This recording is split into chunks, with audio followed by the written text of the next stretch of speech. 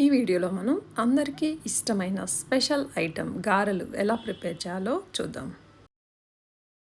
తింటే గారెలు తినాలి, వింటే భారతం వినాలి అన్నారు మన పెద్దలు. గారెలకి అంత ప్రాముఖ్యత, టేస్ట్లో కూడా తగ్గేదే లేదు, అంత టేస్ట్. ఏ ఫంక్షన్ అయినా, పూజ ఉన్నా, బర్త్డే అయినా, పండగ అయినా, రిలేటివ్స్ మన ఇంటికి వచ్చినా దాదాపు స్పెషల్గా ఉండే ఐటెం గారెలు. ఎందుకంటే గారెలు అంత స్పెషల్. మరెందుకు ఆలస్యం, రెసిపీ చూసేద్దాం. ట్రెడిషనల్గా గారెలు ప్రిపేర్ చేయడానికి మనం యూజ్ చేసేది మినప్పప్పు. మినప్పప్పుని 6 నుంచి 8 గంటల వరకు నానబెట్టుకోవాలి. నైట్ నానబెట్టుకొని పొద్దున్నే పిండి వేసుకుంటే సరిపోతుంది. మినప్పప్పుని బాగా కడిగి గాలించుకొని గ్రైండర్లో వేసుకోవాలి, వాటర్ లేకుండా. గారెల పిండి గ్రైండ్ చేసుకునేటప్పుడు అసలు వాటర్ యాడ్ చేయకూడదు. పిండి పలచగా అయిపోయి గారెలు సరిగా రావు. గారెల పిండి రుబ్బేటప్పుడు కంపల్సరీ సాల్ట్ కూడా యాడ్ చేసుకోవాలి, లేకపోతే పిండి కండ్రెక్కిపోతుంది. వాటర్ యాడ్ చేయం కాబట్టి సాల్ట్ వేసినప్పుడు పిండి కూడా కొంచెం పలచగా అయ్యి త్వరగా మెదుగుతుంది. పిండిలో కొద్దిగా పచ్చిమిర్చి, అల్లం కూడా వేసుకోవాలి. 1/2 కేజీ గారెల పిండికి ఒక 8 దాకా పచ్చిమిర్చి, కొద్దిగా అల్లం.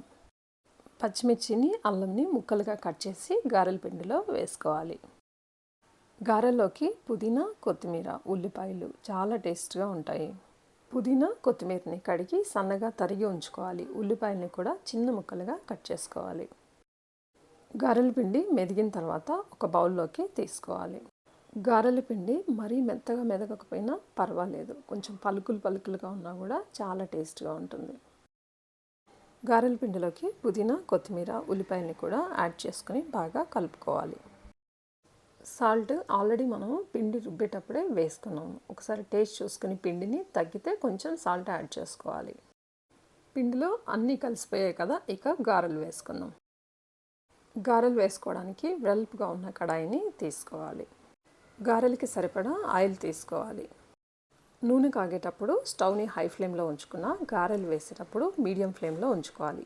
ఎక్కువ నూనె కాగితే వేయగానే గారెలు రెడ్ కలర్లోకి వచ్చేస్తాయి.